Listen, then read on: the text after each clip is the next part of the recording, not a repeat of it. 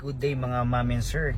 It's another productive day again. So meron tayong 2 units na ilalabas, which is yung 2019 na Toyota Rush, and then itong dala ko na 2022 na Mitsubishi Expander. So ipapa-change oil natin to para pag nakuha ng kliyente, hindi na siya magpapa-change oil, and then the following 5,000 kilometers siya magpapa-change oil. So kita-kits tayo mamaya.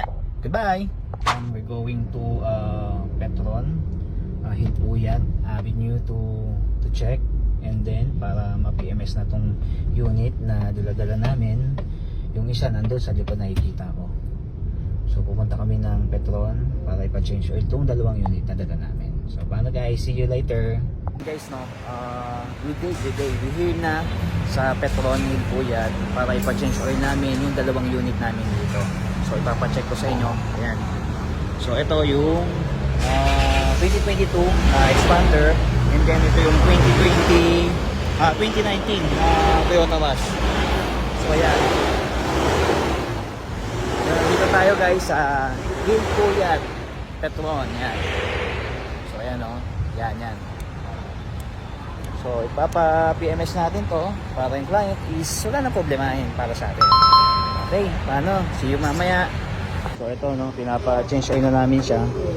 Yan. Dito ang kagandahan sa amin, bago makuha ng client, pinapa-change oil na namin kung subject for change oil, yung mga filter, yung cabin filter, chine-check namin para at least good condition na lahat, wala nang problema yung client sa atin. Diba? Yun ang kagandahan dito sa amin sa Auto House. Yan. Yan o. At dumadaan sa maintenance para safety si clients.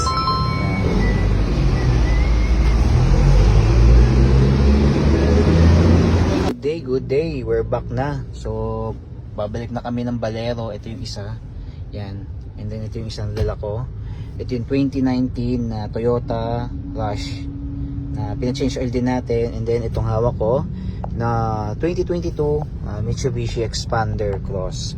So as you can see, 30,000 km lang, and then napakalamig ng aircon, very pristine condition. Yan o.